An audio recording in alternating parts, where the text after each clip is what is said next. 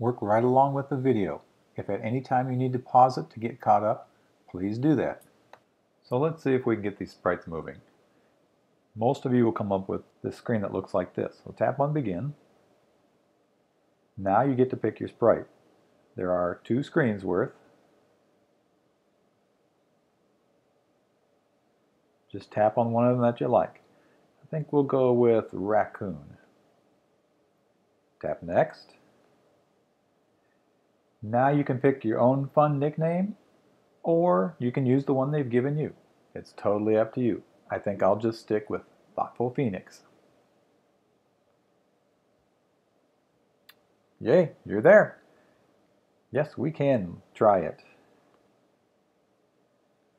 So when you get to this screen, they list several other easy projects for you to try. We want to start with just a blank project so you can actually work with the sprites.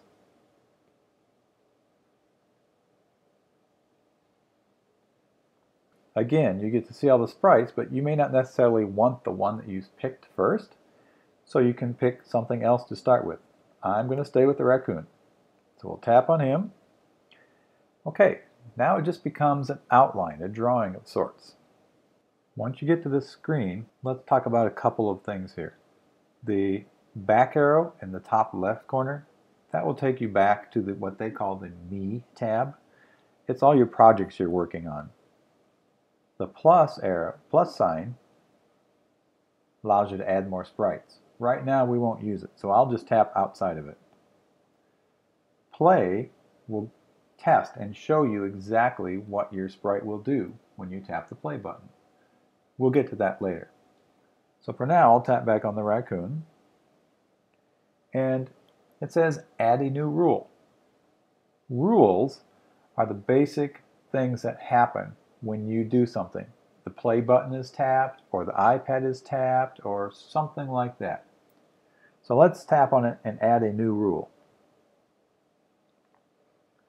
They call these blocks. These are called when blocks. When something happens, we'll have to figure out what will come next.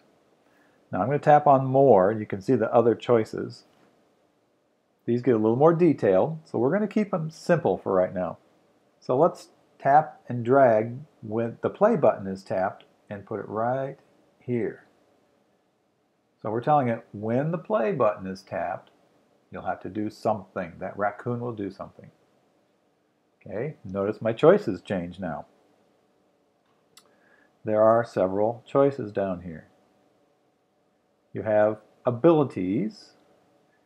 You have some movement blocks, drawing, appearance, values, and control flow. Let's tap on movement. There's the simple ones. There's the more advanced ones. So let's keep it simple. We want to tell our sprite to move forward. So I will drag that one over. It says drag a block in here. So I'm going to drag and drop right there. Now I have to know how far forward to go. These are the X and Y coordinates. Forward is an X positive, so we need a positive number less than 900 usually. Now it's going to depend where your sprite starts. Ours happens to be in the middle of the screen, so I know 200 or 300 is probably about as far as we want the raccoon to go. So I'm going to do 300. And then tap on the check mark at the bottom. So right now we're telling it when the play button is tapped, raccoon, you're going to move forward 300 steps. Let's try it. I'm going to tap the play button and let's see what happens. There he goes. He just moved forward 200 steps. Pretty simple, right? How do we get back? Well, there's one way. You tap on Edit. If you want it to play it again, you just tap the rewind button. Let's go back and do some more editing. So our raccoon moved forward 300. What if we want him to go up towards the top of the screen? Well, that's not forward. That's the Y coordinate. So we go back to our movement panel over here and find the change Y by, or we can have him turn. Right now, turning is easier. So I will drag turn over here. We want him to turn, so he'll go up towards the top of the screen. Let's try 90 degrees. That's a right angle, and let's see what happens. Let's play and see if that works like it's supposed to. He moves and he turns. He's ready to go up. Okay, let's go back and edit. We got our turn correct. So now he can move forward again. Even though it's up, it's forward for him. So let's only go 100 this time. And we'll test it. We'll play it again. Forward, turn, and up 100. So far, so good. Pretty easy. Back to edit.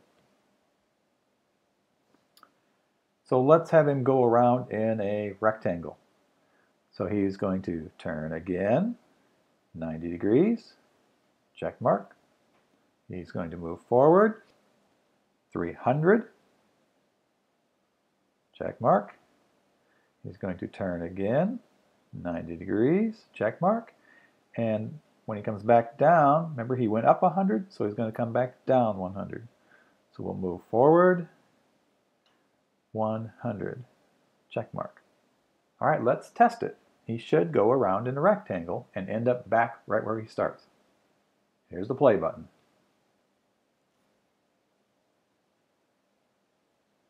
Close, isn't he? Can you figure out what we missed? I'll give you 5 seconds to think about it.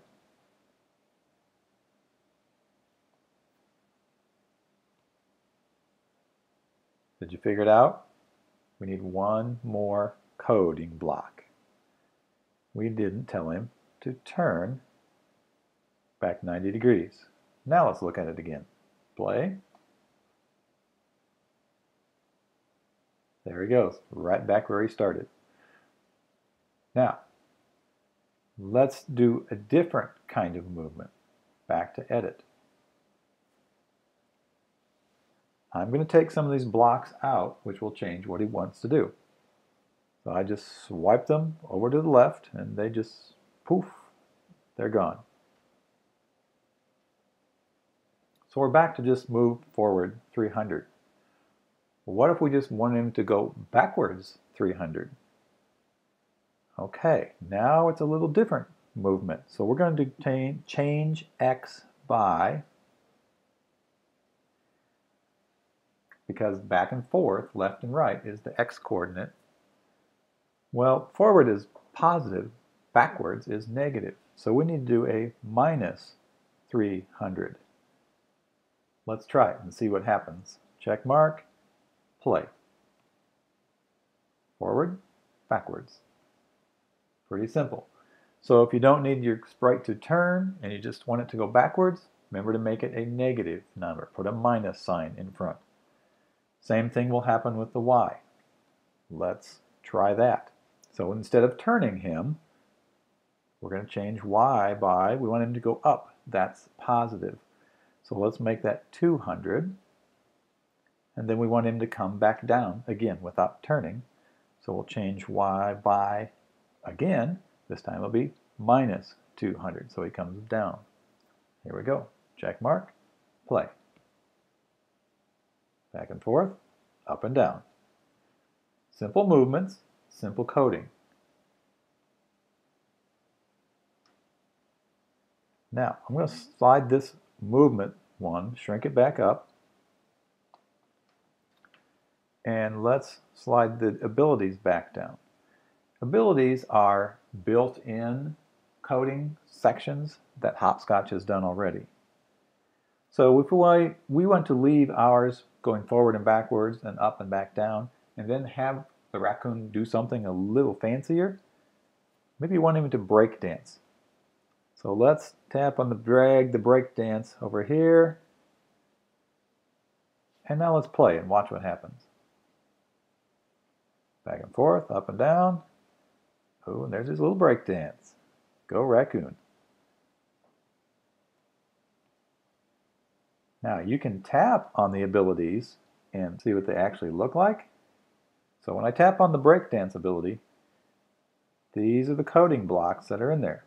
So that simple little dance he did takes a little more thought And that's why they have some of them built in for you to start with. So what I would like you to do is just practice having your sprite go back and forth and up and down, and maybe pick an ability or two to go in there, and just have your sprite do a little dance. When you get really good at it, or you feel like it's what you want to do, raise your hand and have me come look at it. Let's see how well your sprite dances.